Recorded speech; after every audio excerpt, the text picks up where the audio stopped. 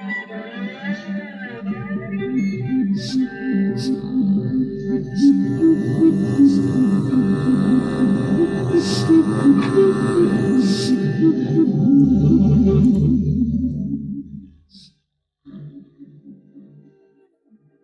and welcome to the Other Minds podcast. I'm Joseph Bohigian. Other Minds, founded in 1993 in San Francisco by Charles Amerkanian and Jim Newman, is devoted to championing the most original voices in new and experimental music. On Season 2 of the podcast, we're talking with the featured composers from our 27th Other Minds Festival, which will take place November 14th to 19th, 2023, at the Taube Atrium Theater and Gray Area in San Francisco. Today, I'm joined by Linda Bouchard. Born in Val d'Or, Quebec, Linda Bouchard has been active for over 40 years as a composer, orchestrator, conductor, mentor, and researcher. Since 2001, she has been increasingly interested in how traditional artistic practices are influenced by the integration of new technologies. Since 2017, she's been developing her Live Structures project, some pieces from which you can hear at the upcoming Other Minds Festival in November, and as part of that project has developed a form of animated graphic notation called Ocular Scores. Welcome to the podcast, Linda. Thanks for having me. So I'm curious, what sparked your interest in the opportunities that are presented by bringing new technologies into musical notation? Yes, well, as far as I remember, I was really fascinated by music notation, the musical notation, and the precision of our traditional notation, and also the way that interpretation revealed the work. It's not by looking at the notation that a piece was alive. It was really coming alive with the musicians. And also I was wondering, what do listeners really capture in a musical experience? I mean, it's not just the pitches. It's really the flow, what's happening in time with the musician interpreting the piece. So, music is made of textures and timbres, and I was wondering, is the listener able to hear a structure through the textures and the timbres? Is the listener able to see the gestures, the phrases, the density, which is really what makes a piece of music that is not melodic? And, I think an important thing was, I lived in New York City in the 80s, and I would go to the Blue Note Jazz Club. At the time, it was a tiny little jazz club that had just opened in 1981, I think. It was in the Village. I think it was on 3rd Street. And I think on Thursdays we could go for free. I was a student then. And, I heard giants there like Dizzy Gillespie and the Modern Jazz Quartet. Cecil Taylor was a regular there. And I loved jazz, not to do jazz, but I was moved by jazz because I was blown away by the flow of the music. And how could I do this with written music? Was there any way that I could ever notate music in such a way that it gave this kind of flow? And so for me, the idea of time-based performance was always in my mind more than the academic aspect of how I would organize pitches. I was always wondering, how is this going to flow in real time? And this kind of invention, this sense of invention for a musician was always something that was in the back of my mind for 40 years. And in Live Structure, I decided to look at this question from the point of view of the notation. So, the project Live Structure was to interpret data into musical works. That was the big picture of my Live Structure project. But basically, it was a very humble, not very ambitious project at first. It was just the idea of analyzing sounds and making images from it and including them into musical scores. So, like images, JPEGs, PDFs, that was the idea. But, like any really wonderful, exciting research projects and great collaborators, I should mention, things happens and you start to question, oh, maybe we could do this or maybe we could do that. And even though when I first started this project with the digital world, you can do anything, right?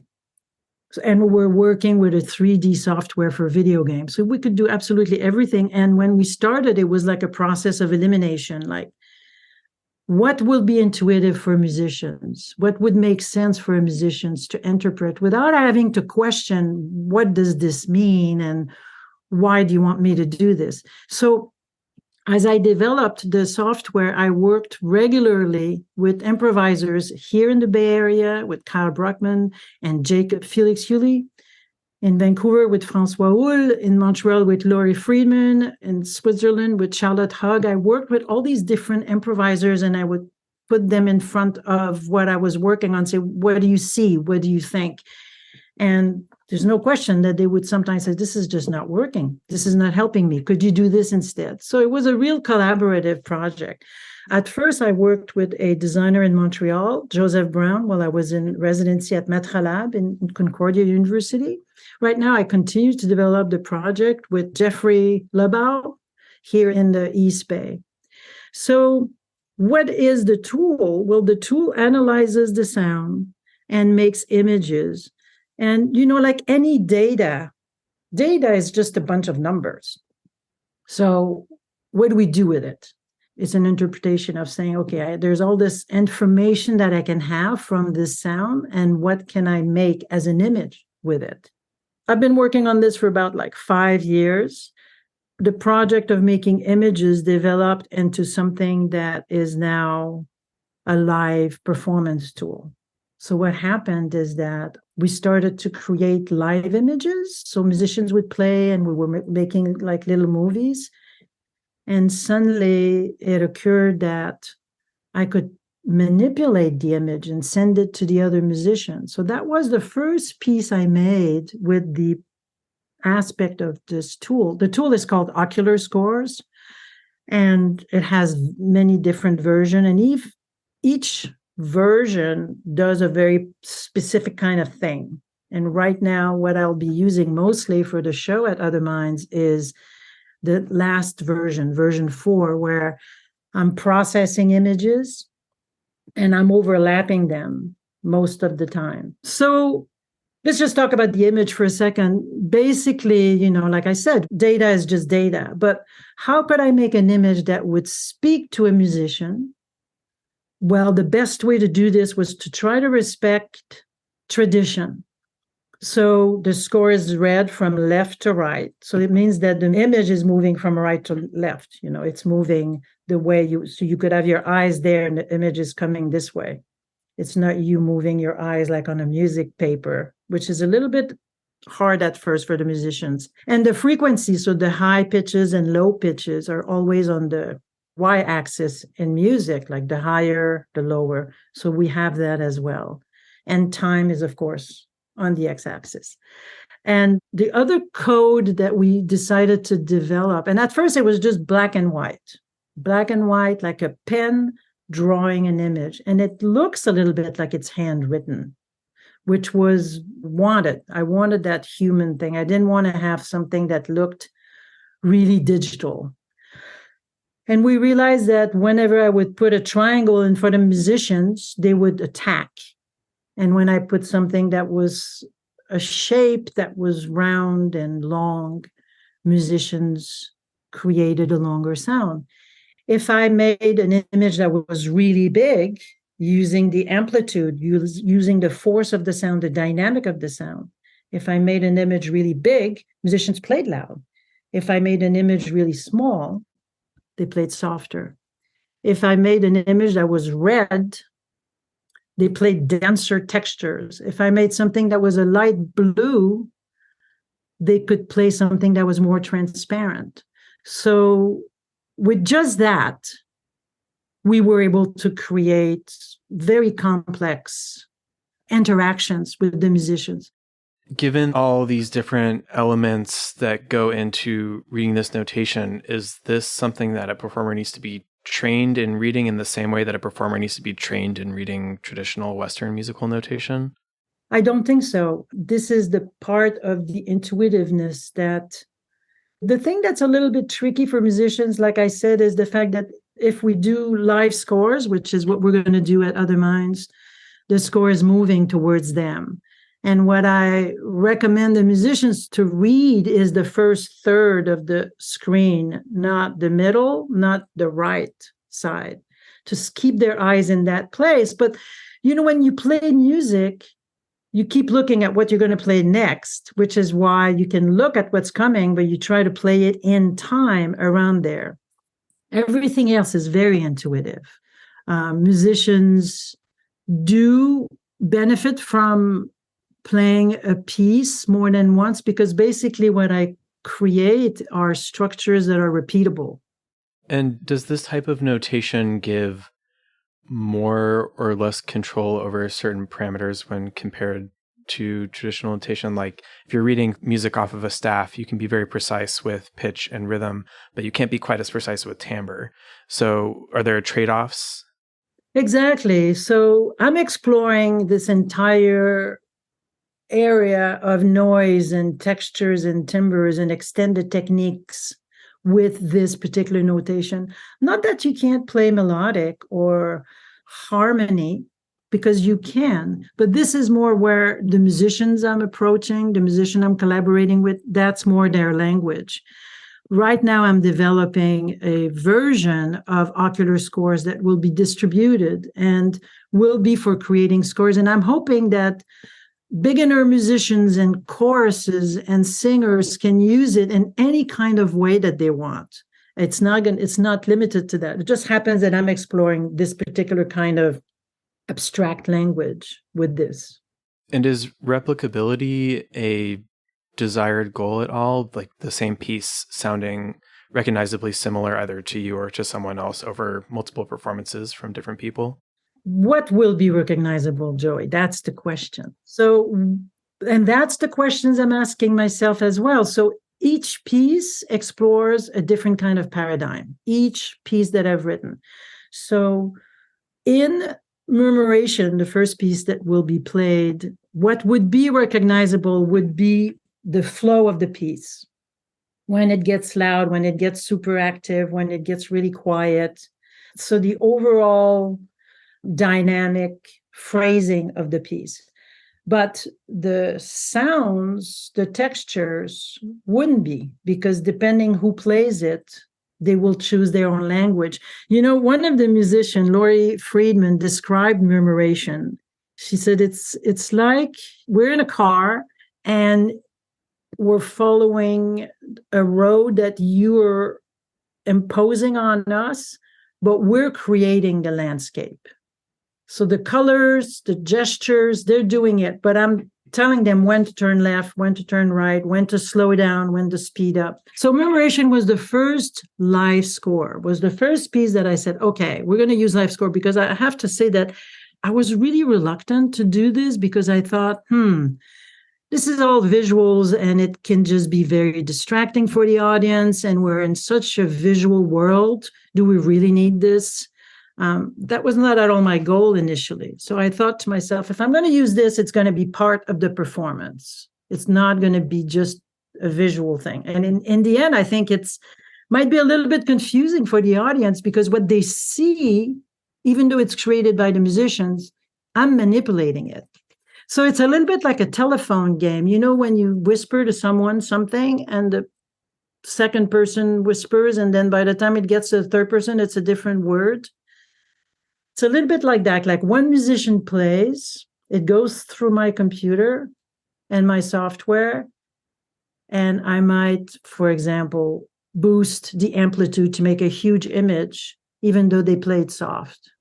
I might compress the frequency range. The musician might have gone and played blue, but I'm compressing the frequency range, so it's just going to be blue.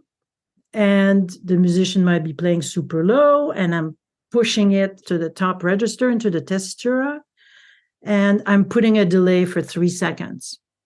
So that's just an example. So you're having a musician going very low. 5 seconds later, what do you see on the other screen is very high up. So the audience is saying, what is this? I don't get it at all. Well, no, it's become something else. But the thing that happens in memoration is that it's this very intricate coordination that happens in milliseconds, because by the time the musician has received this image, the musician is playing it and sending it back to the other musician who's interpreting it. And I'm also changing that.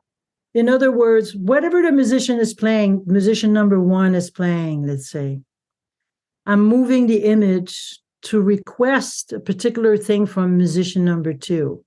So I'm using low frequency oscillation to manipulate the shape as well of the phrases. For example, somebody could be doing, wow, you can imagine a shape that's continuous, right? But I'm putting it through a low frequency oscillation, which is basically waves, and I'm putting it into a square wave. So it's going to be whoop, whoop, whoop, whoop. Suddenly I'm creating rhythm with that long sound. So the musician number 2, who's going to get whoop, whoop, whoop, is going to start playing this. And then the musician number 1 or number 3 is going to start to interpret this. And within 1 second, everybody's doing rhythm. So it's a very fast interaction where I'm reacting to certain things that they do, but I've created a structure, a way that we move. And the way that I created the structure is with presets. So I'm triggering certain presets and the musicians are following the score. Let's listen to an excerpt of Linda Bouchard's Murmuration, performed by Ensemble TriOcular Plus. Un murmure d'oiseaux, une grande liberté, tout à fait coordonnée. Fluidité de 2 improvisatrices qui interprètent la musique de l'autre par le truchement des images en direct.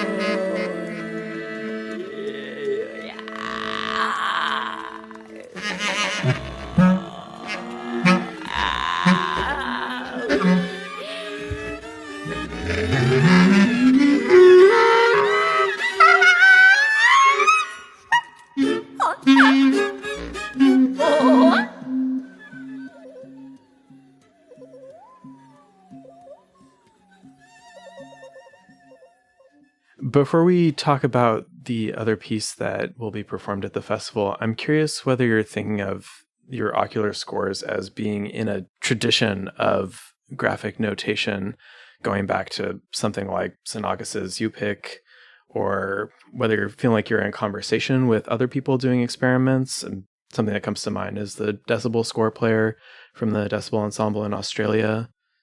Definitely. Actually, I was in Australia at the tenor conference where I gave a conference and I met the people there. And yes, you know, the idea of graphical score, I mean, the traditional notation is a graphical score. It's just a convention that is extremely precise, very, very specific, representing a body of work that developed over 400 years. It's spectacular. One of the things that's missing in that very specific notation is the idea of how do you deal with noise?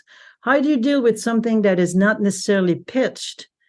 And that's when, when percussion started to be brought into the orchestra, there were a little bit of confusion. How are we going to do this? And that's when it became a little bit more tricky to notate what people were doing with the percussion instrument because it was not pitched. But the idea of graphics, the 12th century monks were doing extraordinary graphical notation that looks like some of the renditions of graphical scores that composers have used today.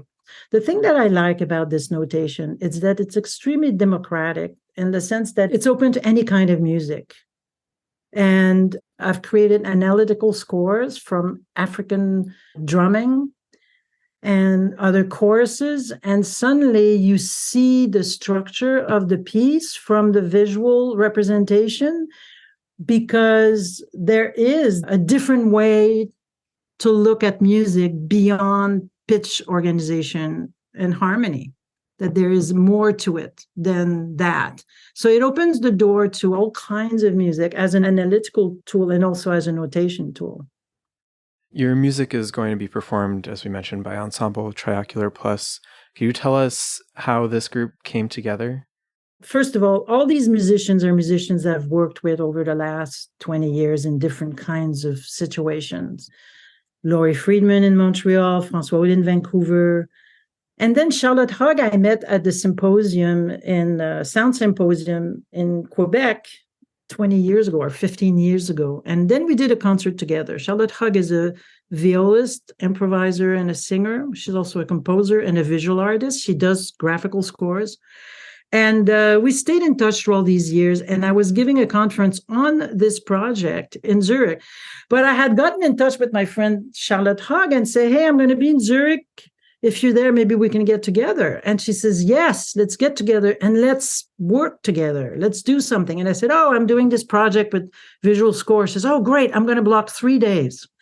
So she blocked 3 days in her studio. And my friend François will happen to be in Switzerland somewhere. And he says, can I come over? And I said, sure. So the three of us locked ourselves in Charlotte's studio for 3 days and started to play just for fun. And we were turning the projector inside out, sideways and up, and we tried all kinds of things. And that's when the idea of overlapping the visuals, the two lines on top of each other, so that musician would play as an idea of drawing on top of one another's lines. Yeah, so we decided we were going to do concerts together, and then pandemic happened. And then the opportunity to play in Montreal came up, and I really liked the idea of having a bass clarinet with Laurie Friedman, who had contributed a lot to the project. We had done a lot of workshops together when I was developing the application. So having a bass clarinet and contrabass clarinet, and François on clarinet, and then viola and voice seemed to be like a whole orchestra in a way with just 3 musicians. So that's how it came about. And we did the first concert in November in Montreal, and we did a workshop in the summer, and we had a blast. We had a lot of fun. And by then I had written some solo pieces, some duo, and I wrote a trio just for them called Pandemonium. And I arranged a piece that I had written as a duo for trio that we're going to play at Other Minds to end the concert. And is that Gathering? That's Gathering. Yeah, so could you tell us about that piece?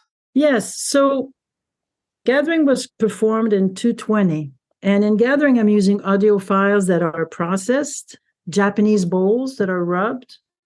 And I'm also using a visual montage of cities that I've lived in and I feel very connected to. So New York City, San Francisco, and Montreal. And Gathering really came directly from that time we spent in Zurich playing, the three of us, which really explores the importance for humans to come together, to have a sense of belonging with groups of people. It was kind of funny, and the timing was something else because we premiered the piece 2 weeks before the first lockdown. And there I was telling the premiere was done at University of the Pacific.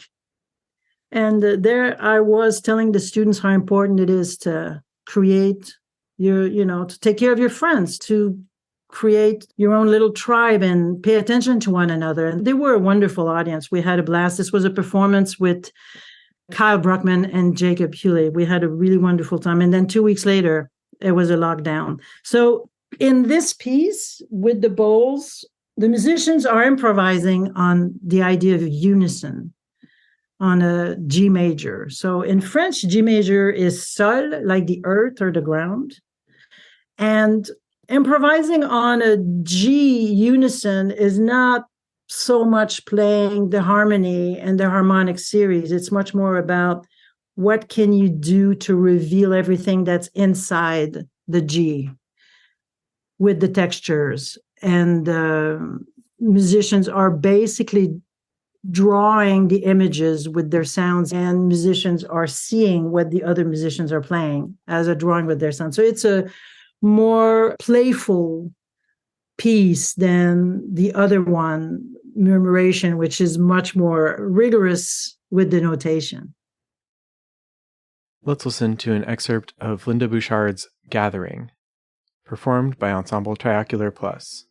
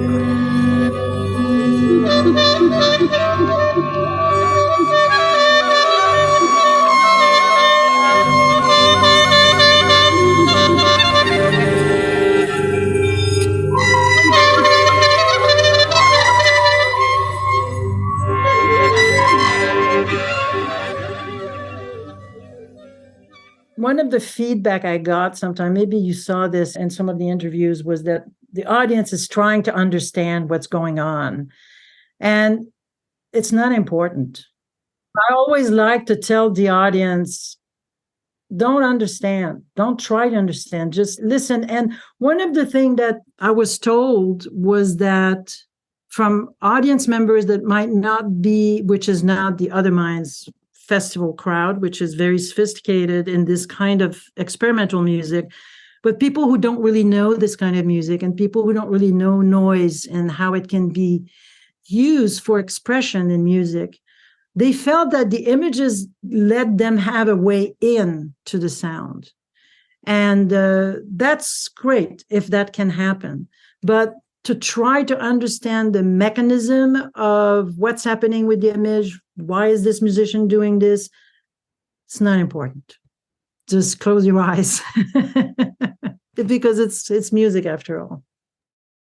Well, I think that's a good place to end. So you can hear Linda Bouchard's Murmuration and Gathering performed by Ensemble TriOcular Plus at Other Minds Festival 27 on November 16th, 2023 at the Taub Atrium Theater in San Francisco. Thank you, Linda, for talking with me today. Thank you for having me. This has been an episode of the Other Minds podcast, brought to you by Other Minds. Our 27th festival is November 14th to 19th, 2023 at the Taub Atrium Theater and Gray Area in San Francisco. Join us again next week